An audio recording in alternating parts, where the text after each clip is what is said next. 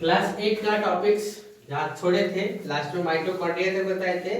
Mitochondria को क्या बोला गया? कोशिका का क्या पावर हाउस बोला गया। ध्यान दो इधर क्या लिखा है, गोल्जी का। क्या लिखा हुआ है? गोल्जी का। गोल्जी का क्या है? क्योंकि प्रत्येक कोशिका में केंद्र के पास इसकी संरचना जो होती है वो कैसा थैलीनुमा संरचना पाया जाता है। इस अनुसार से थैलीनुमा संरचना जिसे क्या कहते हैं, गोल्जी का कहा जाता है। इसका कार्य क्या है गोल्जी का? कोशिका कैद में होने का। इसका मुख्य कार्य है कोशिकाओं का क्या करना, श्रावण करना है। अतः इसे कोशिका का परिवहन का क्या निर्देशक भी कहा जाता है। फिर दूसरा टॉपिक्स क्या लिखे हुए, लाइसोसोम। क्या लिखे हुए? लाइसोसोम। यह केवल जंतु कोशिका में ही पाया जाता है। लाइसोसोम कहाँ पाया जाता है? जंतु कोशिका में पाया जाता है। इसमें विभिन्न प्रकार का जल अपघटनीय पाचक रस पाया जाता है। क्या क्या पाया जाता है लाइसोसोम में? देखो, यह केवल जंतु कोशिका में पाया जाता है, पादप कोशिका में यह नहीं पाया जाता है ना। और इसमें विभिन्न प्रकार का जल अपघटनीय पाचक रस पाया जाता है, जिसका मुख्य कार्य है पाचन की क्रिया करना। इसका मुख्य कार्य क्या है? पाचन की क्रिया करना। अतः और इसे भी क्या कहा जाता है? इसे कोशिका की आत्महत्या की थैली भी कहा जाता है। आपसे सवाल करेगा कि कोशिका की आत्महत्या की थैली किसे कहा गया, तो क्या बोलेंगे? लाइसोसोम को, या फिर लाइसोसोम भी लिखा रहेगा तो फिर भी वही लगाना है, ठीक। फिर आया अंतःद्रवीय जालिका। यह कोशिका का कंकाल प्रदान करता है, यानी ढांचा प्रदान करने का काम कौन काम करता है? अंतःद्रवीय जालिका। यह दो प्रकार का होता है, एक कौन स्मूथ ईयर और दूसरा कौन रफ ईयर। स्मूथ मतलब चिकना अंतःद्रवीय जालिका और रफ ईयर मतलब रुखड़ा अंतःद्रवीय जालिका। इसमें क्या होता है? राइबोसोम पाया जाता है। इसी अंतर्द्रव्य किसमें? रफ ईआर में, यानी लिखा है आर ईआर मतलब रफ ईआर में, अर्थात रुखड़ा अंतर्द्रव्य जालिका में राइबोसोम पाया जाता है, जिसका मुख्य कार्य क्या करना है? प्रोटीन का संश्लेषण करना है। फिर आया रिक्तिका। क्या दिए?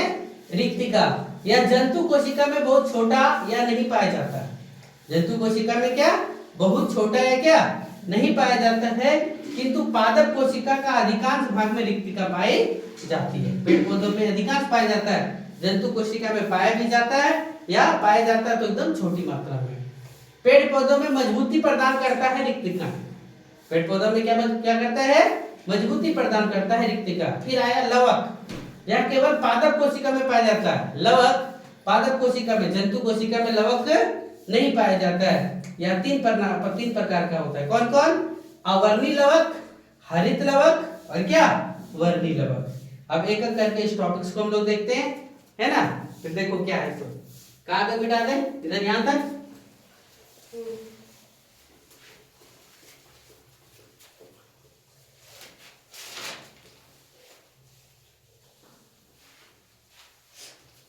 देखिए, सबसे पहले आया हम लोग यहाँ पहला पॉइंट कौन सी है? अवर्णी लवक।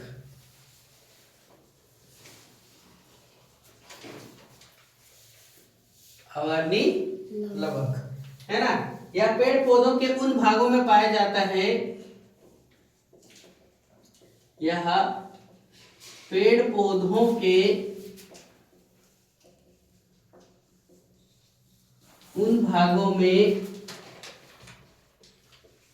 पाया जाता है जहां सूर्य का प्रकाश, जहां सूर्य का प्रकाश क्या होता है? नहीं पहुंचता है ना। यह मुख्य रूप से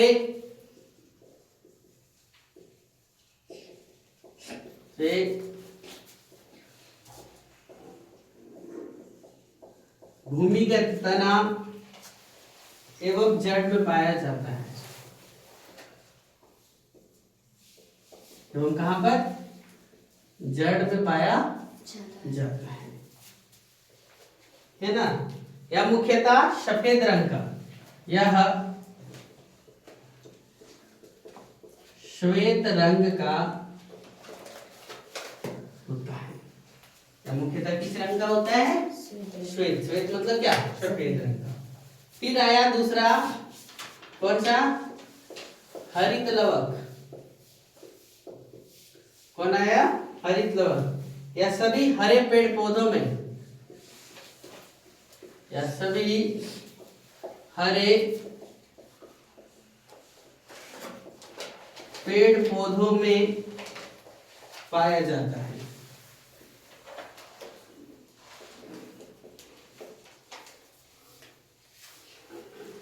हरित लवक में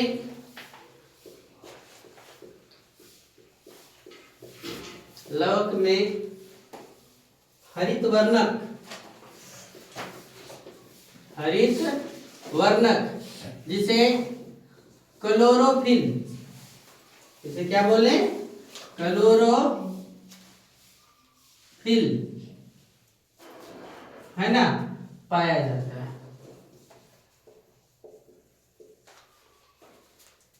जिसके कारण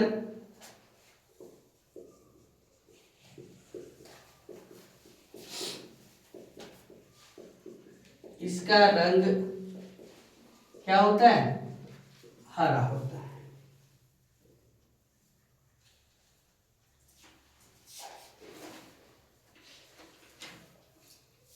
क्लोरोफिल को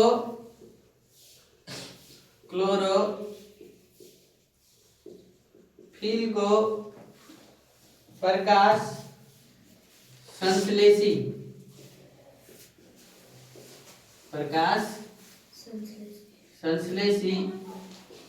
यवयव कहा जाता है। क्यों? क्योंकि यह प्रकाश संश्लेषण की प्रक्रिया में, क्योंकि यह प्रकाश संश्लेषण की क्रिया में मदद करता है।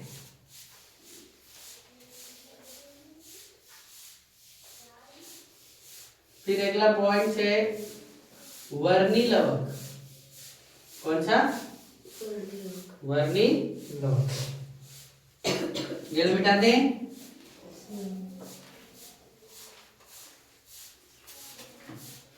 इस लवक के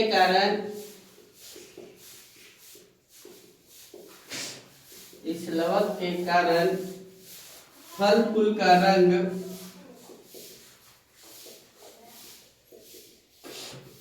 अलग अलग होता है।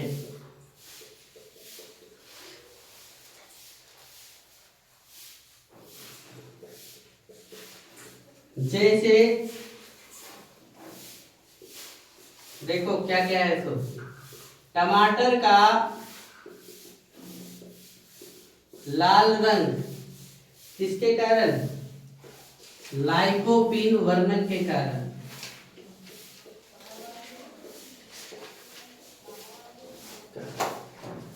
गाजर का लाल रंग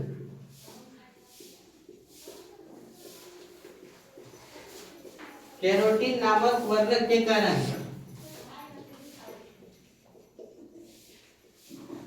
कैरोटीन वर्णक के कारण। बीट या चुकंदर का लाल रंग है ना, विटामिन के कारण।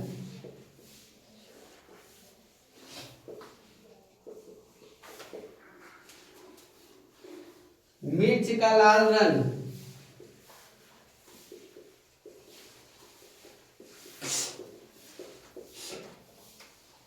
कैप्सेनिन के कारण।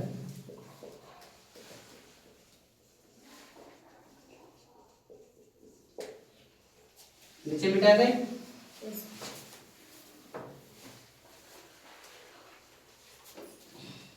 सेब का लाल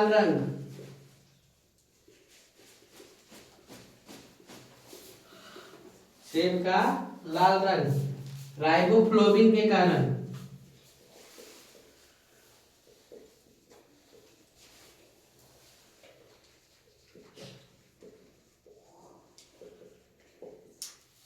फिर देखो आलू का हरा रंग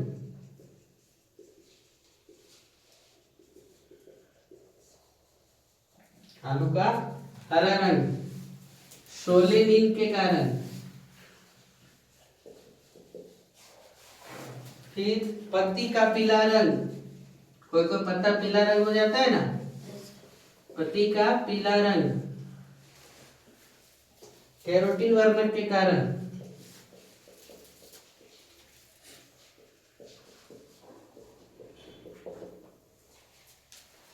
फूल का पीला रंग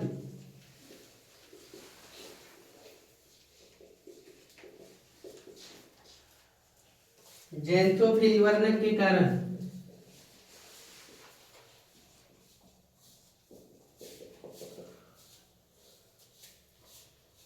है ना, पपीता या फल का पीला रंग, फल का पीला रंग किसके कारण से? कैरिकोजैंथिन, कैरिकोजैंथिन वर्णक के कारण से। समझ रहे? चलिए नोट करिए फटाफट से।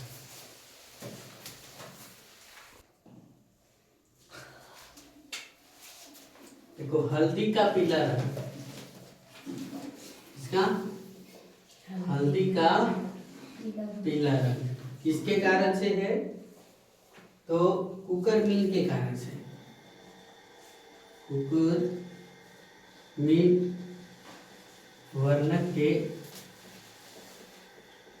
कारण से, है ना। फिर देखो तेल का पीला रंग,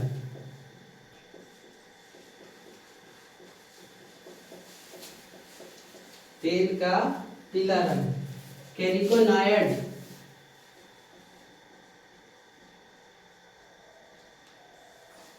वर्णन के कारण से। फिर आया दूध का पीला रंग,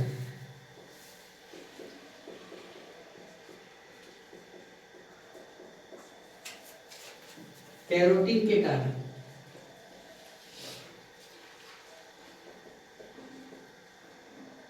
दूध का श्वेत रंग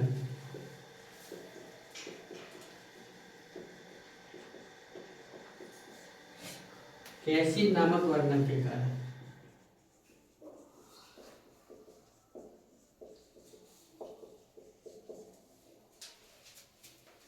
फिर अगला टॉपिक केंद्रक। कौन सा? केंद्रक। यह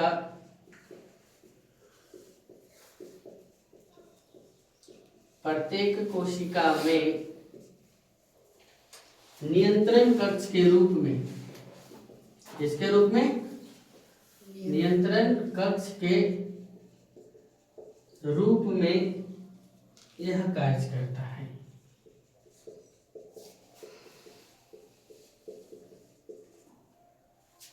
है ना।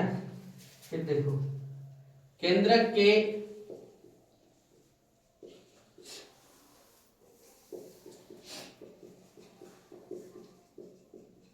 चारों ओर झिल्ली पाई जाती है, जिसे केंद्रिका झिल्ली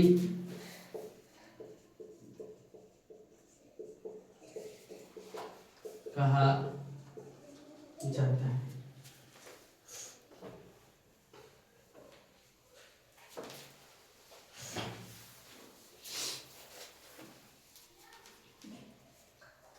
इसके अंदर,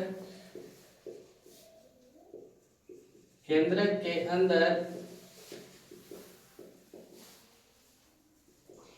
केंद्रक द्रव रहता है।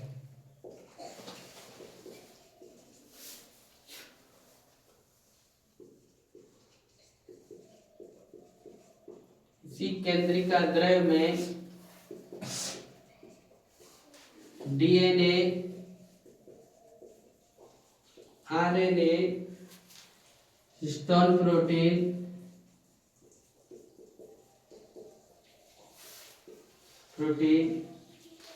क्रोमोसोम, जिसको हिंदी में हम लोग गुणसूत्र बोलते हैं, ETC पाया जाता है। इस बार का क्वेश्चन में ही पूछा था, 3 गो ऑप्शन दे, 4 गो ऑप्शन दे दिया था और पूछ दिया था कि कौन केंद्रक के अंदर रहता है। तो केंद्रक के अंदर कौन रहता है? क्रोमोसोम।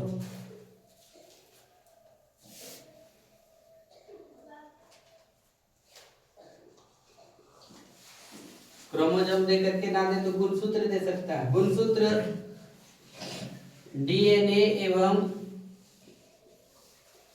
हिस्टोन प्रोटीन का बना होता है।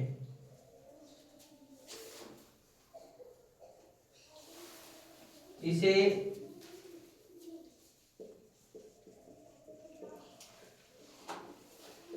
आनुवांशिक गुण का वाहक कहा जाता है।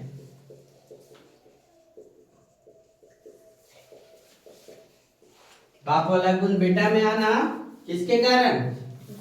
गुणसूत्र के कारण। बाप का गुण बेटा में आना, बेटी में आना, ये सब किसके कारण से? गुणसूत्र के कारण से, है ना। इसीलिए क्या बोला कि आनुवांशिक गुण का क्या है? वाहक है। कभी कभी देखते हो कि किसी का पिताजी टकले हैं यानी बाल नहीं है, तो उनका क्या होगा? पुत्र का भी बाल उड़ जाता है।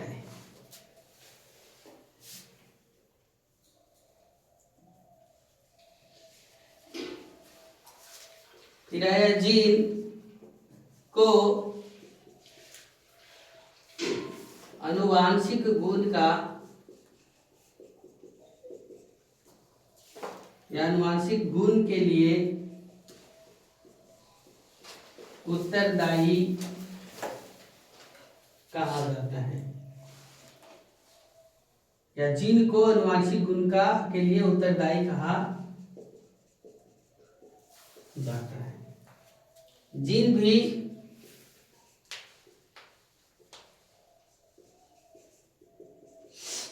डीएनए एवं हिस्टोन प्रोटीन का बना होता है।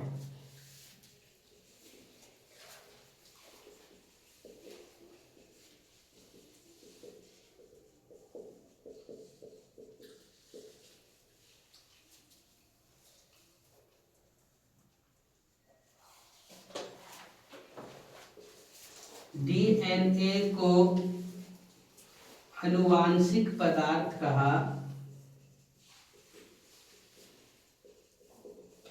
जाता है। केंद्रक के अंदर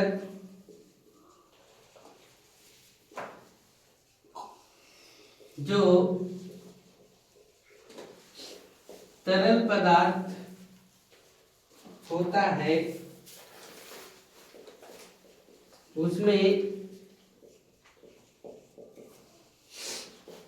धागेनुमा संरचना पाई जाती है,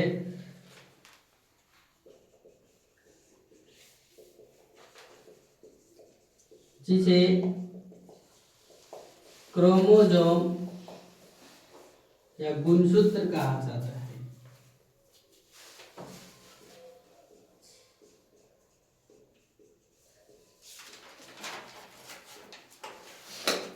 समझे?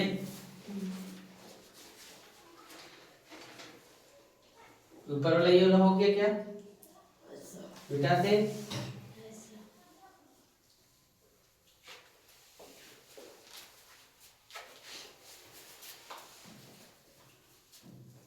मनुष्य में कुल 23 जोड़ा गुणसूत्र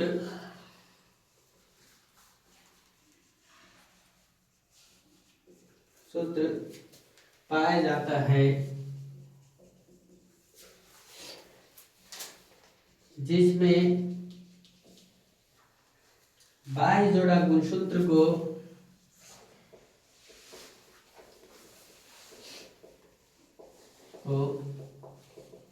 ऑटोसोम तथा शेष एक जोड़ा गुणसूत्र को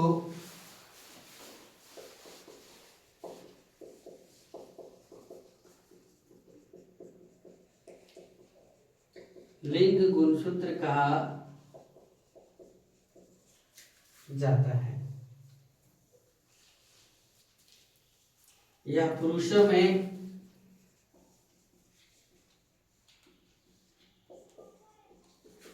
XY तथा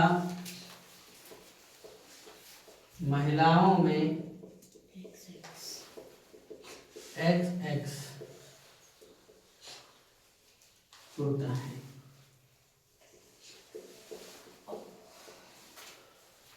नीचे ये वाला भी मिटाए।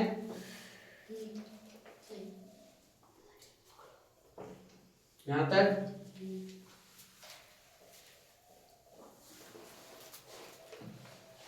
बच्चे का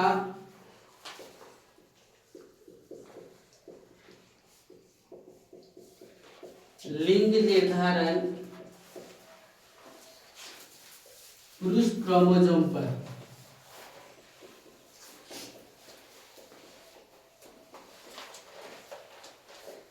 निर्भर करता है। ये मिथ्या था पहले से कि इसके कारण से, तो वो गलत है ना, कि बेटी खाली बेटी हो रहा है तो माँ का ही दोष है। इसमें माँ का कोई दोष नहीं होता है। जो भी दोष होता है किसका? पिता के गुणसूत्र पर होता है। समझे? तो बच्चे का लिंग निर्धारण पुरुष क्रोमोसोम पर क्या करता है? निर्भर करता है।